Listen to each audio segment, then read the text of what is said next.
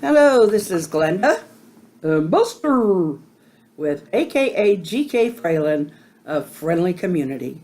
And our friendly community welcomes you. Last night I started a two-part series, Perspectives of Life, Learning, and Dealing with People.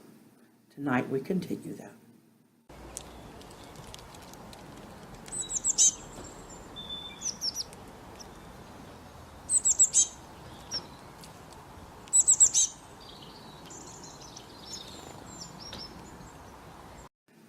I want to start out with, I've broken this down into categories as far as bullies and other things that affect us in life and how we can deal with it. Now, I'm going to start out with the intentional bully. Now, this is someone, as far as why they are this way, there could be many reasons. They either feel like they need to be that way in order to put fear in other people because they want that power, like Hitler, although we don't have very many Hitlers in this country, I would hope. But anyway, they are doing it on purpose. If they are harming you physically, it is not chicken, it is not bad, it's not tattling to get an adult to help you if you're a child or anybody. You need to get away from them, and you need to get help from someone who can help you. There's nothing wrong with doing that. And when they say there is something wrong with you doing that, that's just another form of bullying. So it's trying to put a guilt trip on you or making you feel even less. So that too is another form of bullying. So don't take that on yourself. If you're the target of that, don't take it on yourself. There's nothing wrong with standing up for yourself, but don't let yourself get harmed. And that goes for adults too. Okay. Now that's the violent bully. Now the person who says mean things intentionally, there can be things, they may have seen this at home. They may have, or this can go for the violent bully as well. They may have seen it at home, they may have heard it, and they're sending that out on you.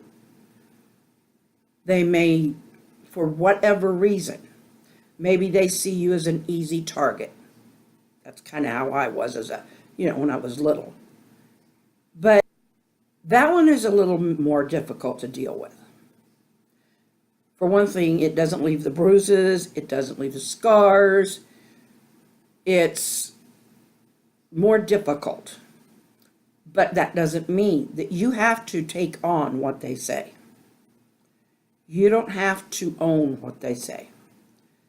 Just because they say you're dumb, just because they say you're worthless or whatever, doesn't mean it at all, because you're not.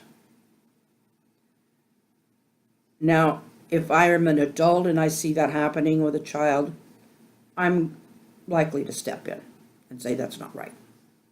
Don't do that to them. Or, one child to another, I'll probably separate them. Now, we know that kids fight. Kids argue. I'm not talking about arguing. I'm talking about bullying. There's the indifferent. Now, I under the intentional, I don't know if I could include indifferent under both of those, but they just don't care how the other person feels at all. They're totally indifferent to you. They don't care if they hurt you or not. In other words, if you don't take the bullying seriously, they'll just go bully someone else. So until someone can take the steam out of their sails, or they come to a realization that it's not helping them through life at all, then, or that their life would be easier if they didn't do that. That's for sure. I've seen mean dogs. They are not somebody I want to mess with. I guess dogs can bully dogs too, can't they? You betcha they can. Humans bully dogs too sometimes. Oh, we don't like that. But a lot of times the indifferent bully, they're just indifferent. They just don't care. And most of the time, I don't think that's the case. I think they do care because they want to they want to sense that they have given you pain.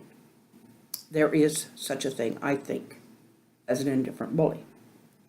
There's the follower bully. This is the person who runs around with the person bullying you.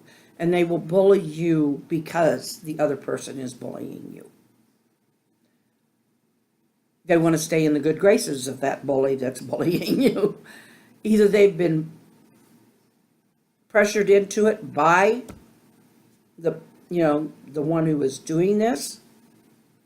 They've been bullied by that person, so they end up becoming their sidekick in order to avoid it, or they just want to follow somebody who they perceive as having more power than them.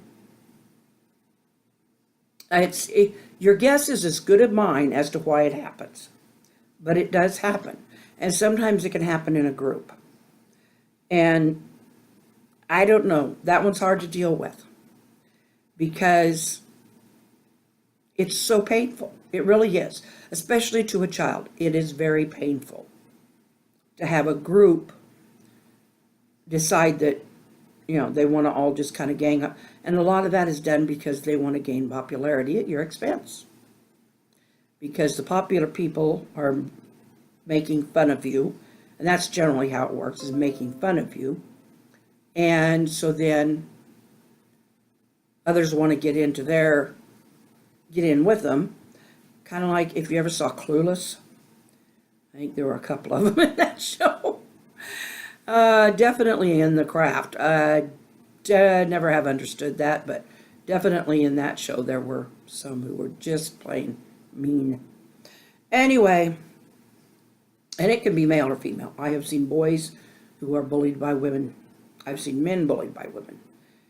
Has nothing really to do with size. It has to do with a willingness to harm. Okay, now for the unintentional. What do we say about teasing, Buster? It's only fun if it's fun for both. That's right. Sometimes somebody's just teasing you and poking a little fun, and they don't know it's hurt. They don't know it hurts you. They don't know that you're taking it seriously. That's why I don't allow the words dummy, stupid, those kind of things on my channel. I don't even like people to call themselves that. Because a lot of times they're repeating what someone said to them. And so I just don't really like those words at all. For one thing, dumb is misused. It means you can't speak. Anyway, but those are the, sometimes teasing is meant as a form of joking around, I guess, but it can be very hurtful. Sometimes people mean to be hurtful with it, but most of the time they don't. But if you are the kind who is sensitive to that, then you're going to be hurt more. And so you've got to be careful when you tease another person that they are understanding that you are not meaning it in a mean way, or that, if it seems to hurt them, find out why. Maybe there's a reason it hurts them. Sometimes they're just upset with something, and so they're kind of lashing out in some way. I'm still with the unintentional. And they're not meaning to hurt you. They're not meaning to be a bully. They just are lashing out at whatever is there. It's not healthy. It's not a good way to do something, and it's not an excuse. It's just a way you can perceive that. And sometimes, or they're frustrated. You walk out of school, you've got a bad grade, you know you're going to go home, and your mom and dad are going to ground you for that bad grade, and so you're frustrated, you're upset, and so you just breeze past a person, and it's like, get out of my way, I'm mad. They don't really intend it towards you. Doesn't mean it's right, it just doesn't, they need to simmer down. Dealing with these people. Okay, I already told you about the violent. The violent, you don't deal with them at all. You get away from them and you talk to somebody. You report, if you're an adult, report it to the police. If you're a child, report it to your principal, who is supposed to report it to the police, depending on what is going on. Brothers and sisters, mom and dad, you either let them fight it out or you get in there, but don't let them be harmed. As far as a lot of the other stuff, don't own it. Don't let them make you feel that you are that person, that you are less than, because you're not less than. You are as good. You were created just as wonderfully as them. Now that includes no matter what you look like, no matter what your size is, you are still a beautiful person because you are a beautiful person. There's no need to go out and hide yourself. What other people think.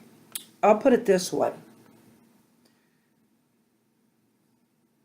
There are triggers, and there's things that are going to hurt you. They're going to hurt your feelings. You're going to cry. I'm not going to say be somebody who says, oh, no, it's not going to get to me. There's times it's going to get to you. I was at the gas station one time. Now, I am on disability. I was on my oxygen. And we decided we would go. I just didn't like to get out in front of people because I had worked hard all my, most of my adult life. And I didn't feel good about myself being on disability. And so a lot of it was how I perceived myself.